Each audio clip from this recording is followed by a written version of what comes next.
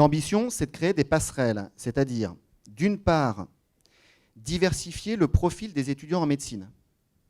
Alors, je vous rejoins tout à fait sur ce que vous avez dit tout à l'heure. Politiquement, je n'ai pas vu de débat sur ce qu'on appelle diversifier la formation des médecins.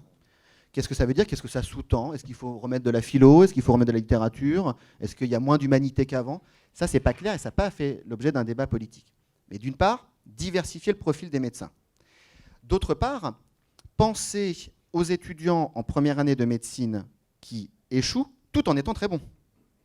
Comment on leur offre un avenir, une formation ambitieuse? Comment on les réoriente? Et là, on a deux solutions. On a soit de les réorienter vers une filière biologie physique avec des mineurs santé, mais ils restent dans l'objectif de rejoindre le cursus médical, soit on les réoriente complètement et on leur dit « pensez à d'autres métiers du secteur de la santé ».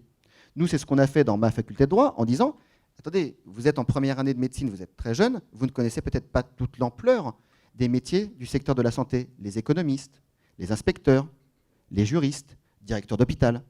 Donc, les informer aussi pour leur dire, vous pouvez vous réorienter dans un parcours que vous allez épouser de façon pérenne. Par exemple, reprendre sur des études d'économie de santé, devenir économiste de la santé. Par exemple, reprendre sur des études de droit et santé pour devenir directeur d'hôpital, pour devenir inspecteur, IGAS. Et là, on a quelque chose qui, encore aujourd'hui, n'est pas assez aussi dit politiquement, qui est quelle passerelle pérenne on offre aux étudiants bons mais qui ont échoué pour leur donner une formation ambitieuse et qui pourrait les intéresser.